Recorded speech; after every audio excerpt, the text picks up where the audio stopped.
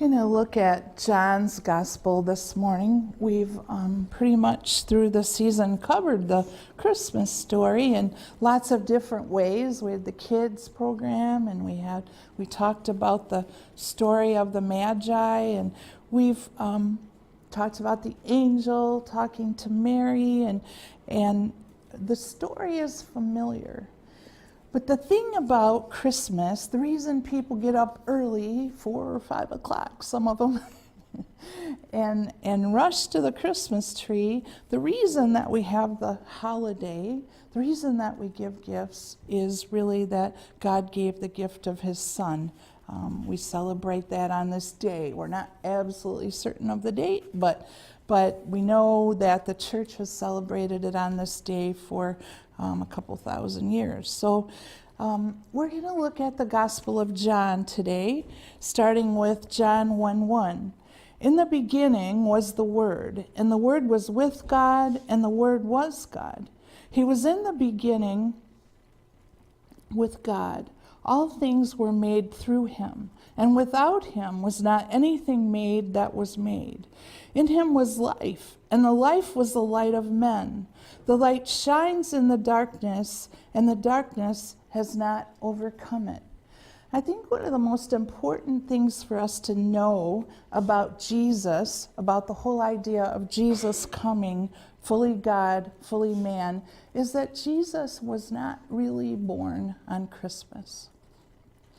Jesus was from before time, and that's what John is telling us here. Jesus was here creating the world. He was always here. He was always God. And it's easy for us to think, well, a baby was born, and when we have babies born in our family, we think when we see the baby first, we name the baby, and we feel like life begins. We know that life begins in the womb, but that's when we first see him, and we sort of think the baby gets to start his or her life at that time, and her destiny is sort of decided right then. But Jesus, yes, he was born. Yes, he was. We are celebrating his birth today, but Jesus did not just start to exist then.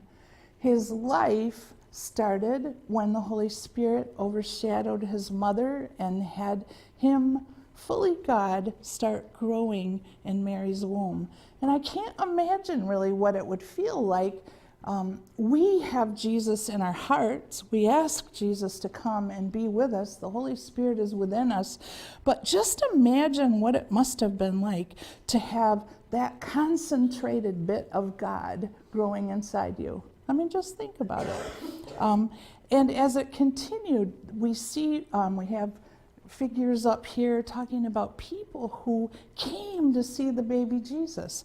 And babies are always amazing to celebrate their birth, but something about this baby to people was different. They could tell right away, there's something different about this baby. And it was because the baby was God with us. John continues down in verse 11 and says about Jesus, he came to his own, and his own people did not receive him. But to all who did receive him, who believed in his name, he gave the right to become children of God, who were born not of blood, nor of the will of the flesh, nor of the will of man, but of God. And the Word became flesh and dwelt among us. And we have seen his glory, glory as of the only Son from the Father, full of grace and truth. When we look at the words, the Word became flesh and dwelt among us, the words actually mean something like Jesus moved into the neighborhood. It's not, the idea of dwell doesn't really make a lot of sense, but it's he came and became one of us. He didn't come and stay in some protected, faraway palace or state or in some lofty, lifted up situation. He came and he moved into the neighborhood and became one of us. And really that was the whole point of him coming. Israel, the nation of Israel that God had tried to work with through Abraham, through the Jacob and his sons, through the nation of Israel when they were in the wilderness and on to the promised land. If you want to really look at it, it was a giant mess up. It didn't work. They weren't able to relate to God. They continued to look for something better than God, something other than God. And that whole situation is really what culminates in Christmas. We often think, well, Jesus born was for everyone, and he was. But really, he also was the answer. He was the promised Messiah. He was the Son of David. He was the answer to what people, try as they might, could not do it God's way.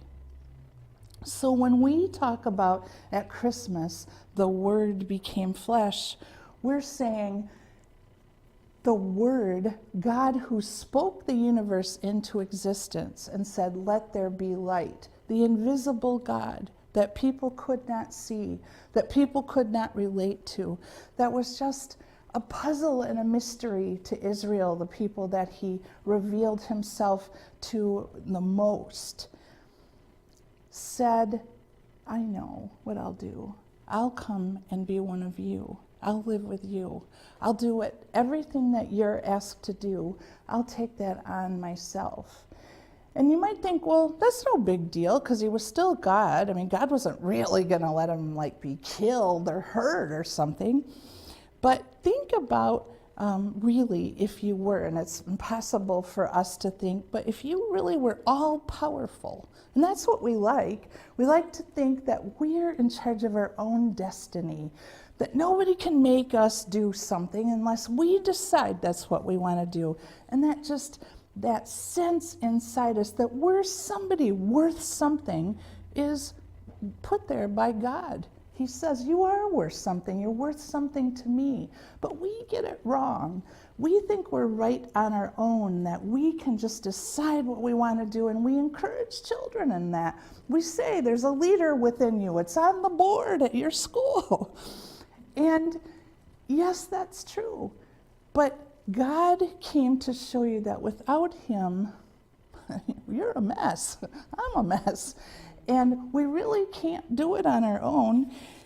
And Jesus, in all the things that he shows us in his short life here, people try to explain it away, and they say, well, other people did miracles before he was here, and they did. Remember the widow that was helped by the prophet Elijah? He helped to have more oil, and she just kept dumping the oil into more jars. There was healing in the prophets in Israel. There were all the miracles that Jesus did. You almost could say those were things that showed us what humans were supposed to be like. The part about Jesus that shows us that he's God is that he died and rose again. None of us have figured that one out. And I'm not saying those miracles were done in people's power. God was working through them, but really and truly, the thing Jesus does that says he's God to us came at the end. He spent all of his life here trying to show us, I want to experience life like you. I want to show you how to do it. Now, anyone who's ever tried really hard and used their Bible kind of like a cookbook and said, okay, it says right here that blessed are the peacemakers, so I'm just going to do that. Anyone who's tried really hard to do that knows that you just are set up for failure. Just when you try to never say a snide word to someone, when you try to always tell the truth, when you try to always be generous, is your worst day. You suddenly feel selfish. You feel grumpy. Like, why should I help you? You never help me. That's us. That's our human nature. So the God with us, Emmanuel, means Jesus came not just to show us how to do it, but he said, I have to go away so that the Comforter can come, so that the Holy Spirit can come. And the Holy Spirit will be inside you and will help you do all the things that I've shown you. So John is showing us Christmas is not just some whimsical idea like try really hard and we'll get the world all right. He's actually saying that's totally impossible. Doesn't matter how hard you try, we are not going to get the world right. The answer is the baby who came. The answer is God with us. And the answer is coming again to make all the things that you still know in your mind, that's still not right. We still have war. We still have mean people doing things to other people. We still have people stealing. We still have life-controlling issues. All those things that we can still say, it's still not right, Jesus. You didn't get it yet. That's true. He's coming again. And just like the people, some of the people were ready for him to come the first time. Some of the people weren't ready. Some people today are ready, and some people are not ready. And I just encourage you today, when you think about Christmas, try to kind of push away the muddle of the presents and the food and the candles and the fudge and all the stuff. And give Jesus a moment this morning. Just give him a moment to make a change in your heart. Take a moment again to recommit and say, God, you are with us. Thank you for coming at Christmas. Emmanuel, God with us.